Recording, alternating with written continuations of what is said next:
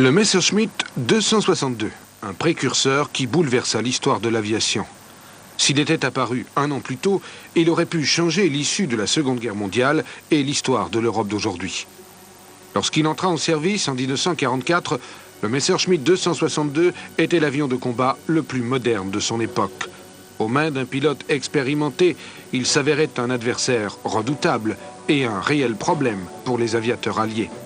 Mais les deux moteurs à réaction Junkers ne constituaient qu'un des aspects novateurs de cet étonnant chasseur, grâce à sa voilure en flèche qui lui permettait de voler à 870 km/h, il surclassait tous ses opposants en termes de vitesse.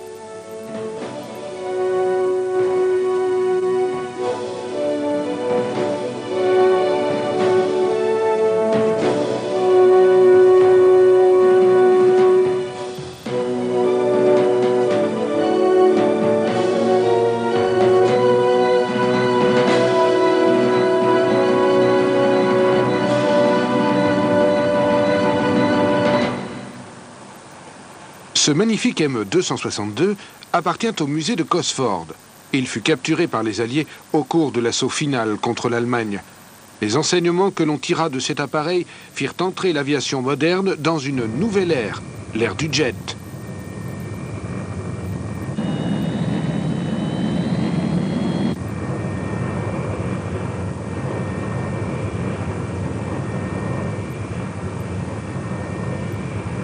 Il faut rechercher les premiers balbutiements de la propulsion à réaction au début du siècle. Henri Coandă fit une première tentative en 1910 avec son turbopropulseur. Malheureusement, lors de son premier vol, son prototype prit feu et s'écrasa. Après la Première Guerre mondiale, les turbos-superchargeurs, comme ce Moss, montés sur un biplan Packard, surclassaient les moteurs à piston classiques. Ils permettaient à leurs pilotes de battre chaque jour de nouveaux records d'altitude. Mais c'est en Grande-Bretagne que fut mis au point le premier véritable réacteur. Excédé par des années d'indifférence du gouvernement, Frank Whittle, un ancien pilote de la RAF, fit tourner avec succès le prototype de son moteur WLX le 12 avril 1937. Il venait d'entrer dans la légende. Pendant ce temps, en Allemagne, les essais du Heinkel 112, propulsés par un moteur fusée, recevaient l'appui inconditionnel du gouvernement de Berlin. Le régime hitlérien était pressé de voir mis en œuvre de nouveaux systèmes de propulsion. 4 Heinkel 112 furent modifiés pour recevoir le nouveau moteur fusée, mais seul l'un d'entre eux vola avec succès. Tout au long des années 30, les avionneurs allemands s'évertuèrent à contourner les interdictions qui leur étaient imposées par le traité de Versailles. Le petit chasseur Heinkel 70 Blitz, par exemple, n'était officiellement qu'un avion postal rapide. Avec l'arrivée au pouvoir d'Hitler, les progrès en aviation furent secrètement suivis et l'accent fut mis prioritairement sur la vitesse. De nouveaux systèmes de propulsion furent étudiés. Le traité de Versailles n'y pouvait rien, car en 1919, la propulsion par fusée ou réacteur n'était encore qu'un rêve lointain. Pratiquement inconnu hors d'Allemagne, Hans van Hoens, sous la direction d'Ernst Heinkel, avait déjà mis au point un premier réacteur. Le 27 août 1939, le Heinkel 178 s'arrachait à la piste pour accomplir le premier vol d'un appareil à réaction. 5 jours plus tard, l'Europe entière basculait dans la guerre. Hitler comptait sur son aviation pour lui assurer une victoire rapide. En quelques mois, les troupes allemandes fondirent sur l'Europe, reléguant aux oubliettes pour un temps le développement d'appareils plus modernes et plus performants.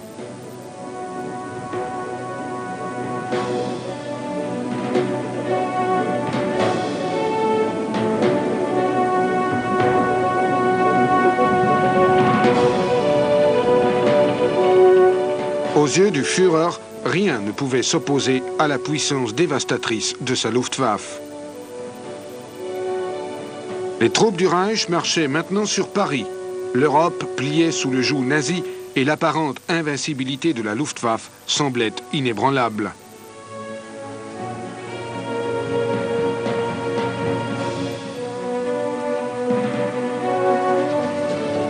Mais bientôt, le vent se mit à tourner.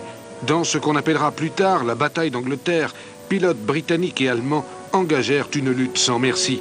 À la fin de 1941, la victoire avait changé de camp. La Luftwaffe s'était écrasée sur les remparts de la forteresse britannique.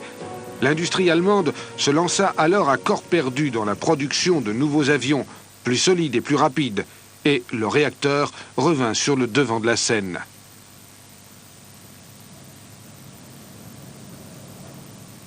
Le premier véritable bimoteur à réaction conçu pour devenir un chasseur fut le Heinkel 280. Passionné par les avions à haute performance, Ernst Heinkel entrait dans une nouvelle aventure. Le HE 280 fut d'abord testé en vol comme un planeur, car les moteurs à réaction tardaient à sortir des chaînes de montage. Ces premiers vols non motorisés permirent néanmoins d'étudier les caractéristiques de vol de l'appareil.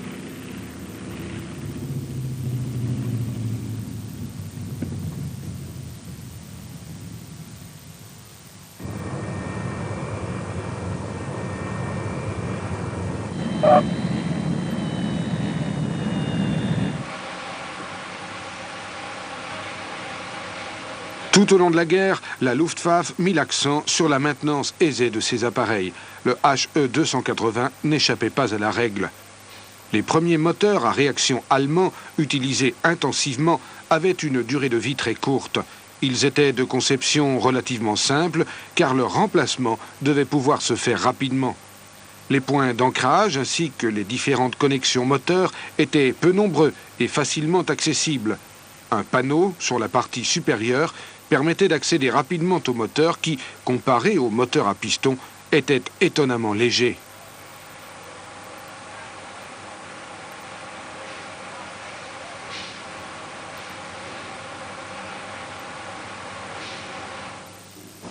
Le Heinkel était un avion soigné, très aérodynamique et solide. Quand ses moteurs fonctionnaient proprement, il était très agréable à piloter. Comme la plupart des premiers jets, il était sous-motorisé et n'avait qu'un faible rayon d'action. Son premier vol eut lieu le 2 avril 1941.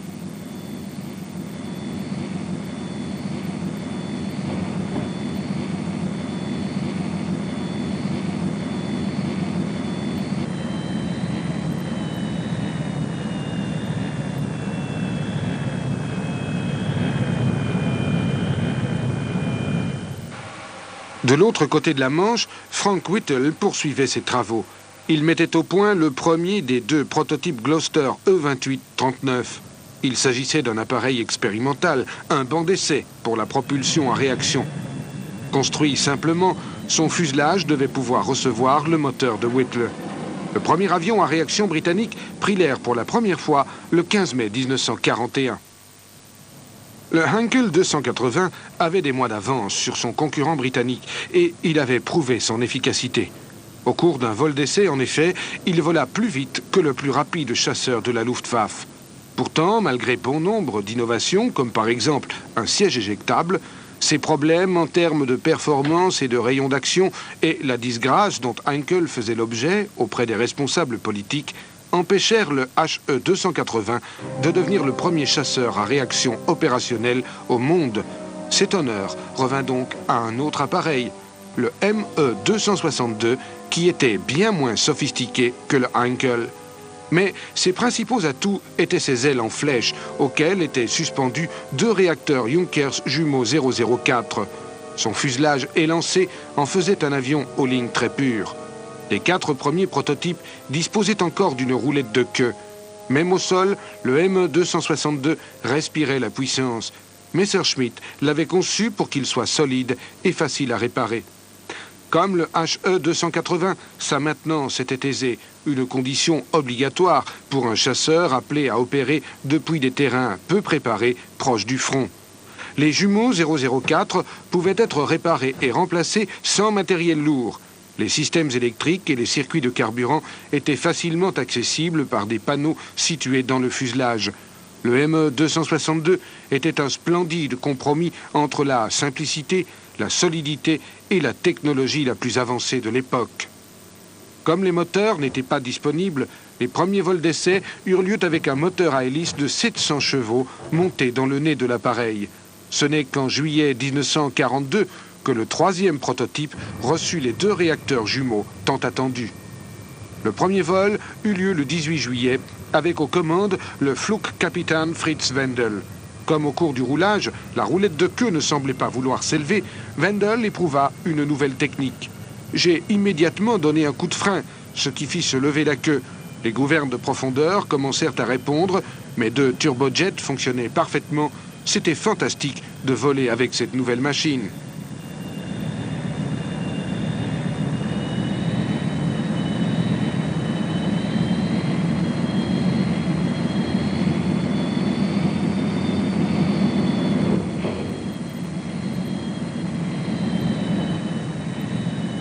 Pourtant, le vol ne se déroula pas sans incident. Au moment de l'atterrissage, du carburant qui s'était accumulé dans la nacelle du moteur gauche prit feu. L'incendie fut vite circonscrit et l'avion put revoler le jour même.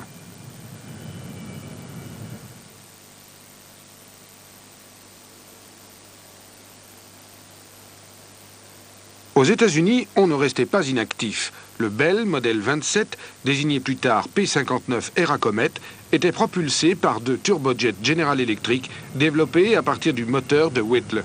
Après 1 an de travail, l'avion était prêt pour son premier envol. Transporté par train jusqu'au Muroc Army Airfield, le premier avion à réaction américain, piloté par Bud Stanley, s'arracha au sol aride du désert de Californie le 1er octobre 1942. Malheureusement, ses performances n'étaient pas bien supérieures à celles des avions à piston de l'époque. Il fut cependant décidé de construire plus de 60 Bell Aerocomet.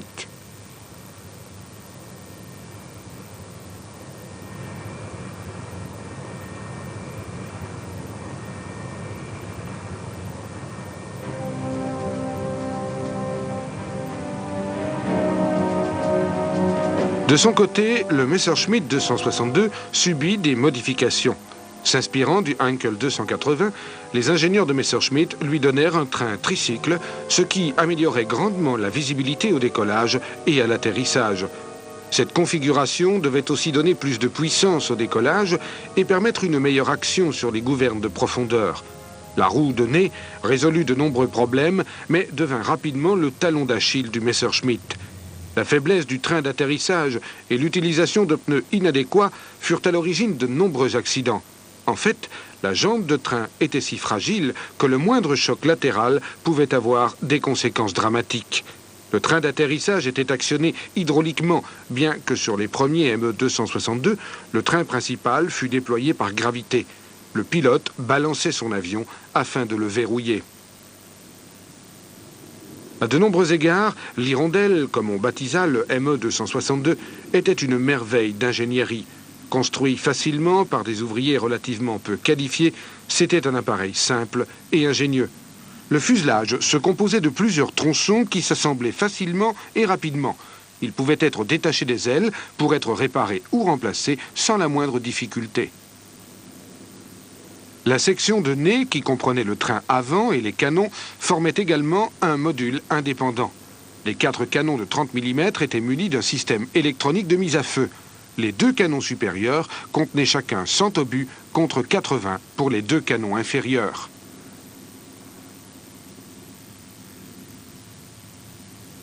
Le nez de l'avion abritait également une cinémitrailleuse.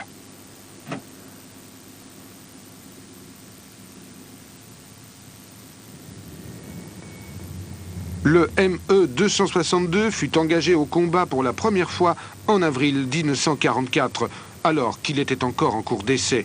5 mois plus tard, l'unité d'essai fut remplacée par le premier groupe de chasse doté d'avions à réaction, le Commando Novotny. Cette unité entra au combat le 3 octobre 1944.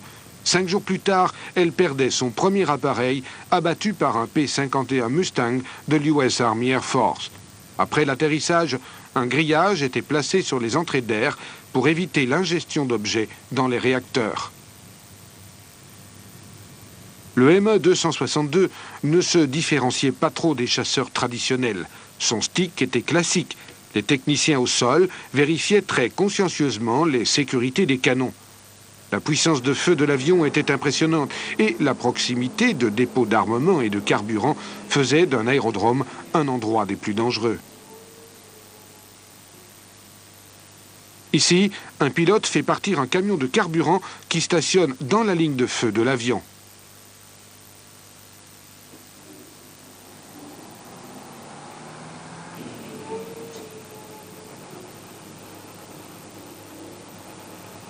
En opération, l'appareil n'utilisait pas le même carburant que les appareils classiques. Il utilisait du carburant J2, un type de diesel particulier. Ces 4 réservoirs pouvaient contenir près de 3000 litres.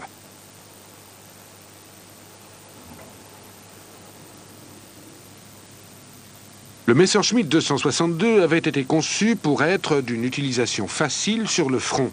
Vers la fin de la guerre, quelques pilotes américains eurent pour mission de sortir d'Allemagne les ME-262 capturés. Bob Strobel nous raconte son expérience. L'un des objectifs essentiels en conflit est de maintenir le plus d'appareils possible en état opérationnel. Pour ce faire, il faut changer régulièrement les moteurs.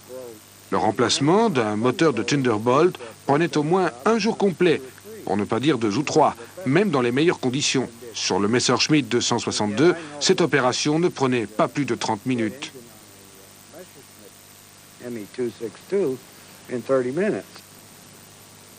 Chaque réacteur avait une petite unité de démarrage de 10 chevaux fonctionnant à l'essence de temps. Ce petit appareil évitait le recours aux unités de démarrage externes, généralement encombrantes. Ce démarreur se trouvait dans le cône à l'entrée du moteur. Il pouvait être lancé électriquement depuis le poste de pilotage ou, en cas de panne, au moyen d'un câble fixé au cône d'entrée d'air, un peu à la façon d'une tondeuse à gazon. Avant la mise en route, l'équipe au sol vérifie qu'aucun débris ne se trouve dans les entrées d'air et constate l'état de la section du compresseur, de la turbine et des aubes statoriques. Ensuite viennent l'arrière du réacteur et le cône d'éjection. Cette partie est examinée attentivement également. Le moindre dommage nécessite une réparation immédiate.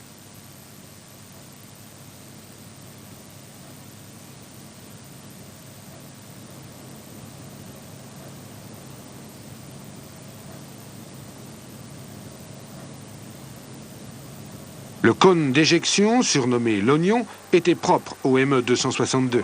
Il était mobile et augmentait ou réduisait la poussée en agissant sur la section de la tuyère. Sa course était de 18 cm. Le ME-262 innovait également dans d'autres domaines. Les gouvernes de queue étaient munies de flatteners contrôlés manuellement depuis le cockpit. Un petit indicateur mécanique indiquait à tout moment au pilote dans quelle position il se trouvait. Le pilote trimait également les gouvernes de profondeur manuellement.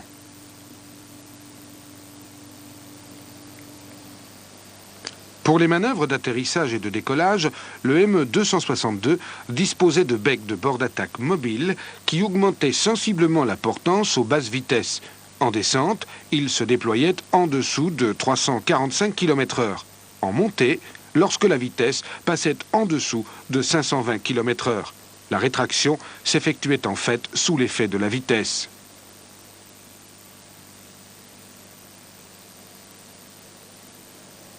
Ces becs, montés sur roulement à billes, avaient tendance à se bloquer. Il fallait donc les vérifier avant chaque vol, car en cas de mauvais fonctionnement, le pilote pouvait perdre le contrôle de l'appareil, spécialement à l'atterrissage ou au décollage.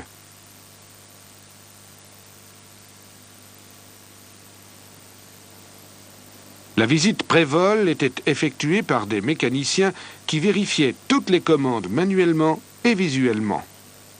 Pendant ce temps, d'autres techniciens remplissaient le réservoir d'air du système pneumatique et contrôlaient la pression des pneus. Du liquide hydraulique, essentiel pour le vol, était rajouté avant chaque mission. Le précieux liquide alimentait les commandes des volets, du train d'atterrissage et des freins. Toutes ces opérations s'effectuaient de façon précise. Négliger le moindre petit détail pouvait être fatal. La prudence était de rigueur, surtout en opération.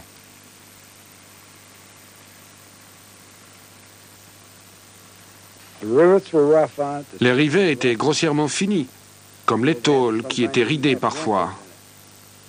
Ils avaient dû avoir beaucoup de difficultés à obtenir les métaux et les différents matériaux nécessaires à la construction de cet appareil. Les moteurs n'étaient pas vraiment bien construits et étaient sujets à de nombreuses pannes. C'était dû aux matières premières et à la façon dont elles avaient été employées pour le montage.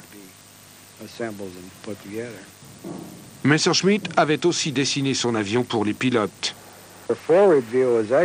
La vue vers l'avant était excellente, même au décollage et à l'atterrissage grâce au train tricycle. Le cockpit avait été bien conçu. Je crois que tout avait été fait pour satisfaire les pilotes. Cockpit arrangement was good. The layout on it was good.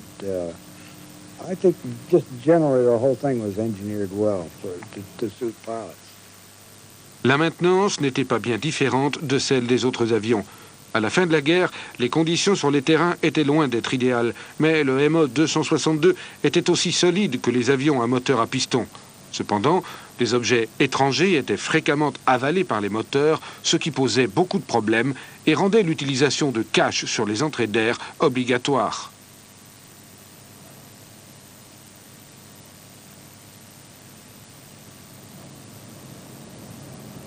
L'avion pouvait être tracté au moyen d'une barre attachée au train avant.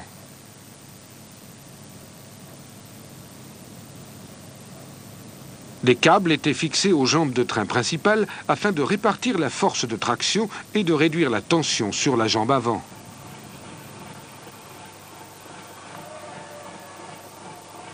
La traction de l'avion se faisait au moyen de Kettenrad, une petite motochenille très maniable et à la puissance suffisante pour ce genre d'utilisation.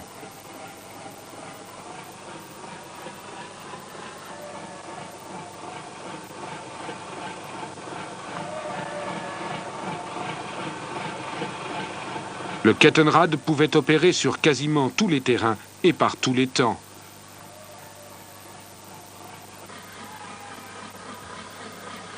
Considéré comme une arme très importante, le ME-262 bénéficiait d'abris camouflés, un luxe qui devint une nécessité à cause des menaces constantes des raids alliés.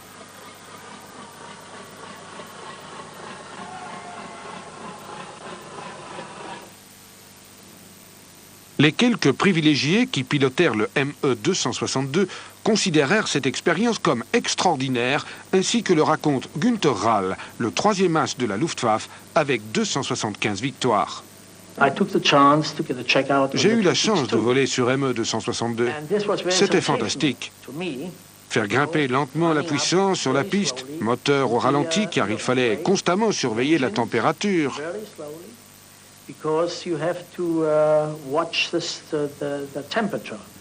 Si on ouvrait les gaz trop rapidement, il se produisait une surchauffe et le moteur tombait en panne. Il fallait faire très attention.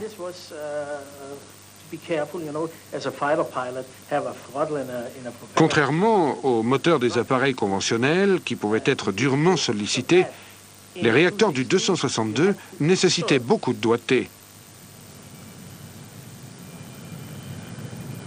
En compagnie de son instructeur, assis sur l'aile, cet élève pilote commence son roulage. Tous les pilotes de ME-262 étaient des pilotes expérimentés. L'instruction était donc axée sur le train tricycle et les sautes d'humeur des turbojets.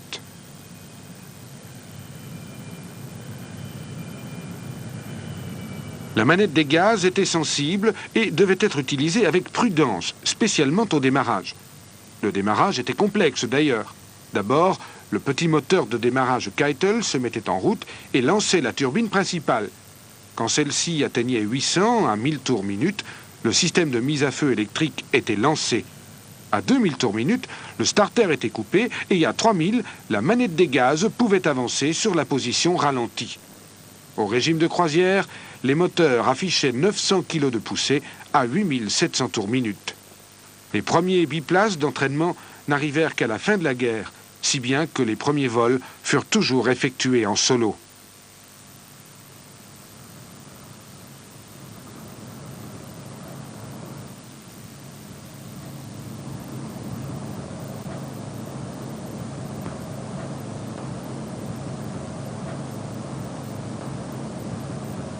Les instructeurs maintenaient le contact radio. Les performances de l'avion ne cessèrent jamais d'étonner les pilotes de la Luftwaffe. Les vitesses supérieures à 850 km/h étaient incroyables pour des pilotes qui n'avaient jamais volé aussi vite, même en piqué. D'autre part, le peu de réponse de la manette des gaz posait quelques problèmes, particulièrement au décollage et à l'atterrissage. Contrairement au moteur à piston qui réagissait immédiatement, le réacteur nécessitait beaucoup d'anticipation de la part du pilote.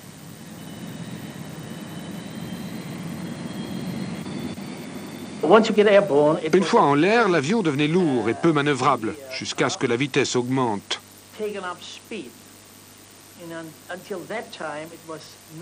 C'est pourquoi, pendant les phases de décollage et d'atterrissage, nous étions protégés par des chasseurs classiques, comme le Focke-Wulf 190 ou le ME 109.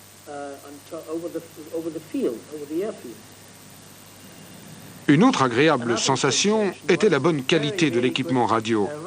Les transmissions n'étaient pas interrompues par le bruit des moteurs et on entendait fort et clair les messages. Dans un appareil à hélice, vous entendiez toujours dans votre casque un bruit de fond produit par le moteur. Le ME 262, lui, était très confortable à ce niveau. I didn't recognize this is a 262, and it was very, very comfortable.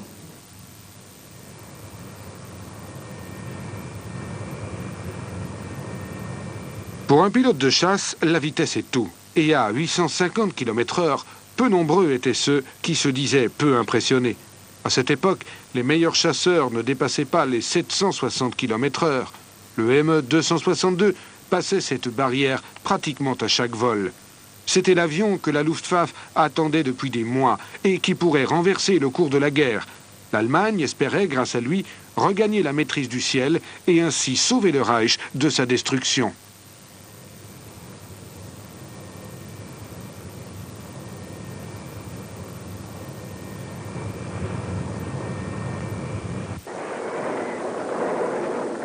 Le jour J marqua le début de la fin pour l'Allemagne. De chasseur, Hitler était devenu gibier. Il était obsédé par la capacité du ME 262 à être utilisé comme bombardier. Cette obsession sera l'une des clés de la défaite allemande et scellera le sort du chasseur de Willy Messerschmitt. Quelques jours après le débarquement, de nouvelles armes de terreur firent leur apparition. La plus célèbre restera la fusée V1. Imprévisible et destructrice, elle inaugurait une nouvelle ère dans l'art de la guerre. Lancé à distance, le V1 était difficile à abattre et était d'une efficacité redoutable.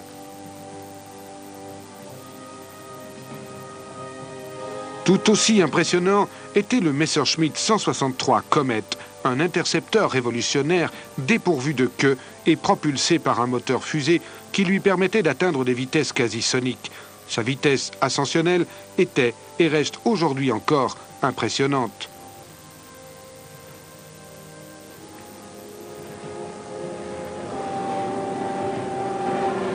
Rudi Opitz, pilote de Comet, nous parle de l'entêtement d'Hitler quant à l'utilisation du Messerschmitt 262.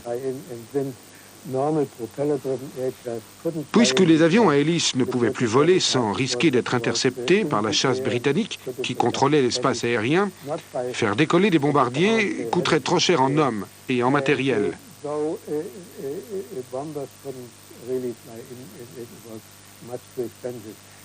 Mais les jets semblaient en mesure de voler. Et Hitler voulait utiliser le Messerschmitt 262 pour contre-attaquer. C'est pourquoi un temps précieux fut perdu en essayant de transformer en bombardier un excellent chasseur. Adolf Galland, grand âge de la Luftwaffe, était un ardent supporter du ME 262 en tant que chasseur.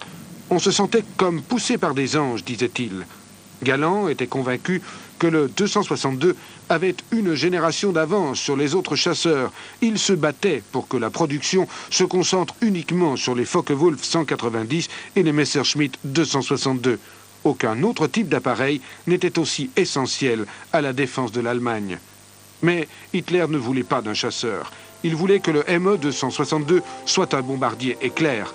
Ce manque de clairvoyance, allié à la nature expérimentale de l'appareil, ralentirent considérablement la production.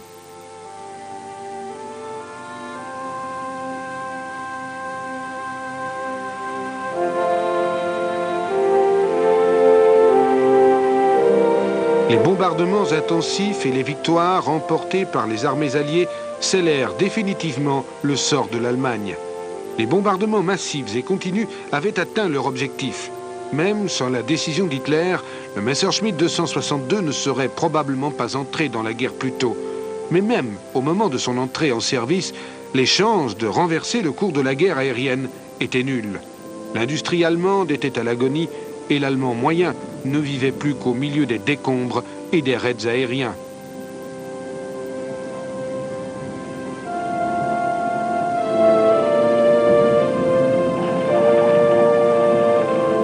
L'Allemagne n'était plus que ruine. Les morts se comptaient par millions et seuls les plus jeunes et les plus vieux assuraient encore un semblant de défense. Fin 1944, la défaite était devenue inévitable et beaucoup espéraient simplement survivre.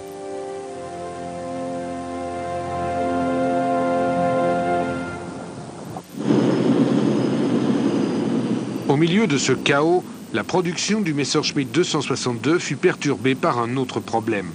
Un nouvel appareil était apparu, l'Arado 234. C'était un bombardier à court rayon d'action doté d'une capacité de reconnaissance. Le 234 était à la pointe de la technologie de l'époque. Propulsé par les mêmes réacteurs jumeaux 004, il venait encore appauvrir les chaînes de production de moteurs déjà anémiques. On tenta de remédier à cette situation en équipant l'Arado de moteurs BMW. Curieusement, l'Arado 234 correspondait parfaitement au bombardier éclair qu'exigeait Hitler.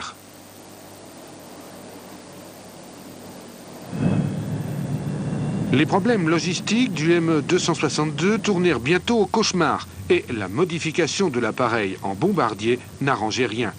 Pour Günther Rall, le rôle du 262 était très clair.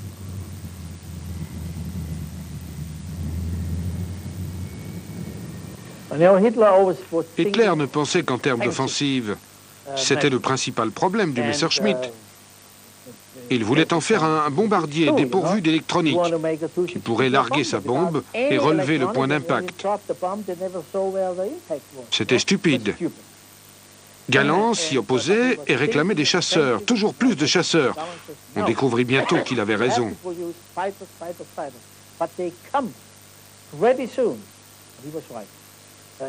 Il s'opposa violemment à Göring, qu'il accusait de ne pouvoir enrayer la progression des bombardiers de la 8e Air Force et de la RAF.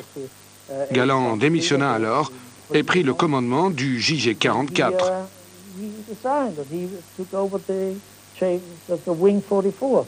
Quand Hitler lui demanda ce qu'il faisait, il répondit « Je veux commander cette unité et prouver que le Messerschmitt 262 est un chasseur ». Et c'est ce qu'il fit. En avril 1944, les premiers appareils arrivèrent à Lechfeld. En octobre, le commando Novotny était équipé de 30 exemplaires du nouveau chasseur.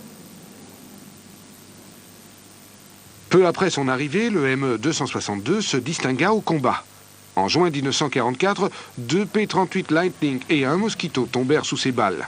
Un autre Mosquito parvint néanmoins à rentrer à sa base avec les premières photos prouvant l'existence du nouveau chasseur.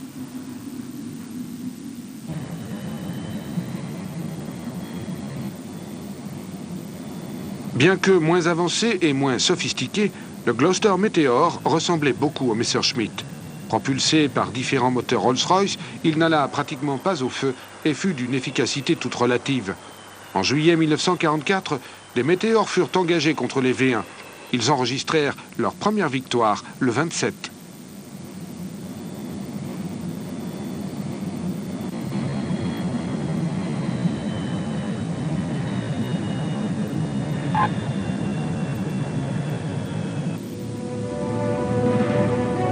Les raids de bombardiers mettaient l'Allemagne à genoux. Fin 1944, Hitler admit finalement que la défense aérienne était impérative. Déjà, on parlait dans les rangs alliés d'un superjet allemand. Grâce à leur vitesse, les 262 se jetaient au milieu des formations de bombardiers et surclassaient tous les chasseurs alliés. Ils allaient plus vite que les tourelles des bombardiers. Correctement pilotés, ils devenaient pratiquement intouchables. Mais il était déjà trop tard.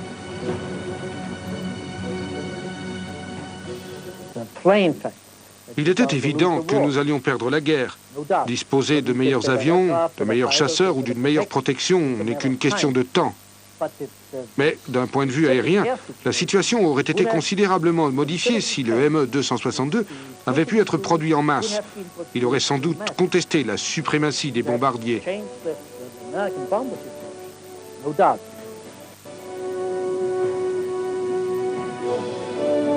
Mais ils n'étaient pas assez nombreux. Les ME-262 ne pouvaient plus empêcher le déferlement des vagues de bombardiers. Les usines, les villes, le peuple allemand étaient décimés. En désespoir de cause, les pilotes de la Luftwaffe mirent le feu à leurs appareils pour ne rien laisser aux vainqueurs.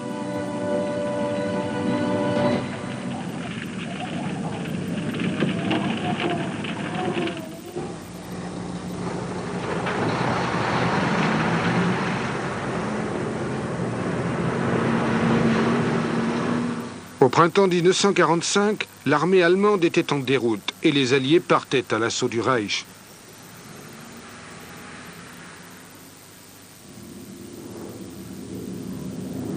Les avions alliés pouvaient voler en toute impunité dans l'espace aérien allemand.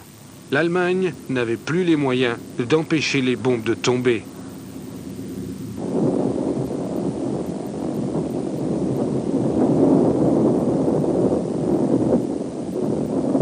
La destruction fut totale. L'industrie nazie, autrefois toute puissante, n'était plus que cendre. Des centaines de milliers de gens, jeunes et vieux, civils et militaires, avaient perdu la vie. À la fin du conflit, l'Allemagne pleurait 7 millions de morts. Au fur et à mesure qu'ils progressaient, les Alliés découvraient l'ampleur de la technologie allemande. Une équipe de scientifiques baptisée les magiciens de Watson parcourait l'Allemagne en C-47 à la recherche de tout ce qui pouvait avoir une quelconque valeur technologique. Le général Watson s'en souvient.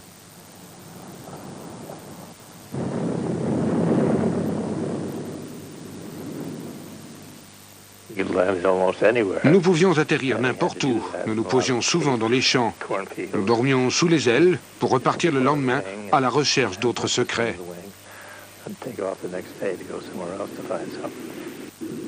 L'opération Lusty portait un intérêt tout particulier aux avions. On envoyait des équipes prendre livraison des appareils capturés.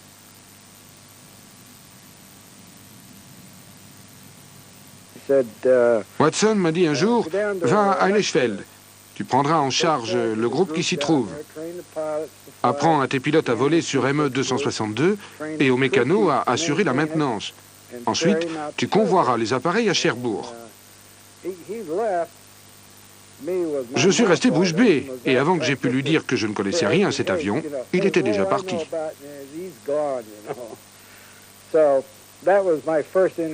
J'ai trouvé sur le terrain et dans ses alentours 25 à 30 avions.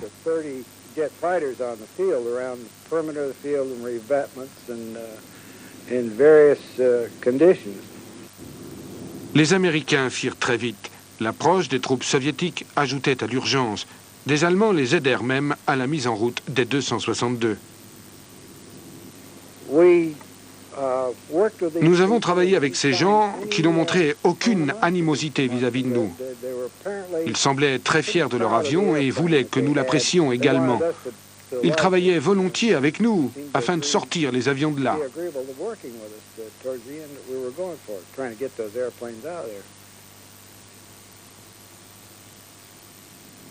La Grande-Bretagne ne fut pas en reste. Le capitaine Eric Brown testa lui aussi le 262.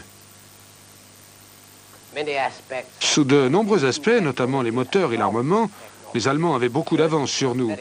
Quand nous avons capturé ces avions, nous avons été horrifiés de voir à quel point ils étaient en avance.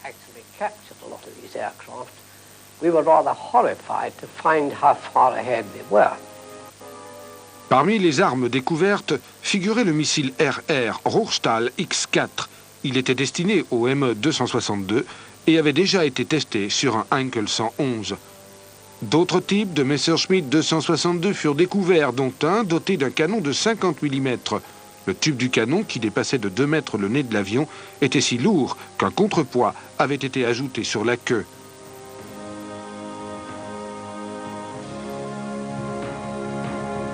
Le V9 était destiné à l'étude des vitesses élevées et avait battu de nouveaux records.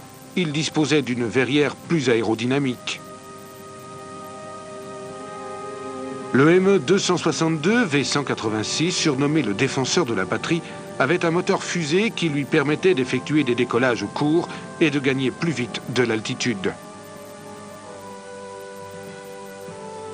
Le biplace d'entraînement était destiné à réduire le nombre d'accidents. Ce fut une découverte importante pour les services américains. Jack Woolam se tient ici à côté d'un Heinkel 162. Le Volksjäger fut la dernière tentative allemande de mettre un jet en service.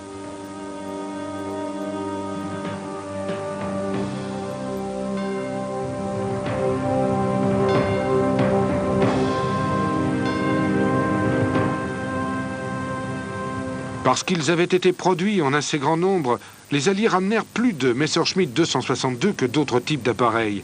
Bob Strowell en convoya beaucoup à Cherbourg.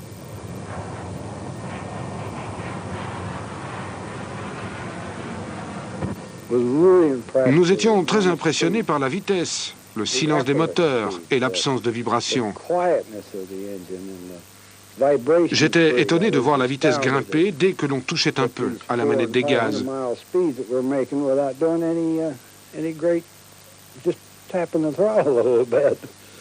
C'est à Cherbourg que tous les avions de la Luftwaffe étaient rassemblés. Une fois livrés, les appareils étaient chargés à bord de l'HMS Reaper à destination des États-Unis. Tous les avions recevaient une protection contre l'air salin.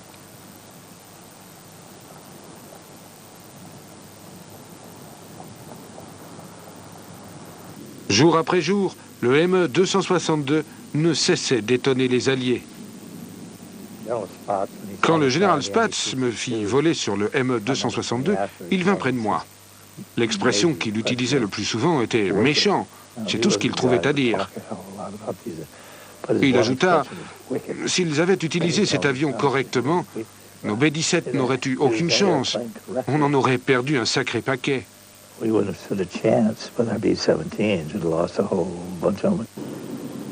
Convoyer ces appareils à travers l'Europe n'était pas sans danger. Les problèmes d'identification, de familiarisation avec le cockpit et la fragilité du train avant engendraient de nombreux accidents.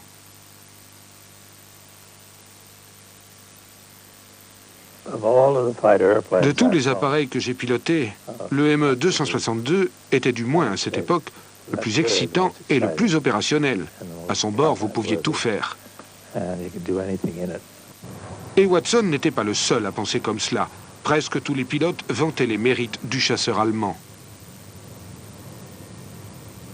Quand il pouvait décoller et que tous ses systèmes fonctionnaient, le ME 262 était sans aucun doute le plus fameux avion de la Deuxième Guerre mondiale.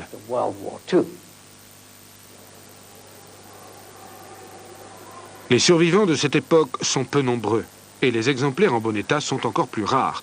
L'un des plus intéressants appartient au Plane and Fame Museum de Chino, en Californie. Après la guerre, il fut racheté par le milliardaire Howard Hughes. Il eut son heure de gloire dans le film Jet Pilot et fut même inscrit au concours Bendix où il aurait dû se mesurer au jet de l'US Air Force. Il ne participa finalement pas à la compétition car certains craignaient qu'il ne surclasse encore ses concurrents.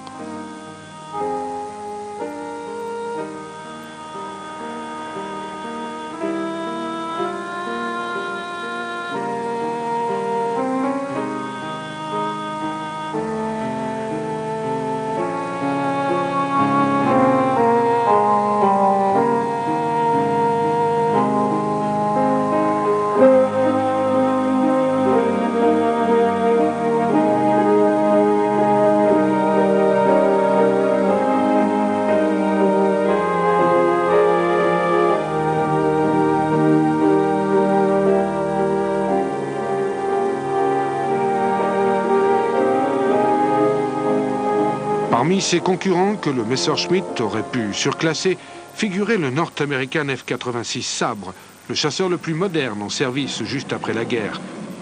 Les ingénieurs de North American s'étaient fortement inspirés d'un projet d'aile en flèche dessiné pour le M262. Et bien que cette voilure ne fût jamais construite, le concept de la voilure en flèche vit le jour sur le F-86.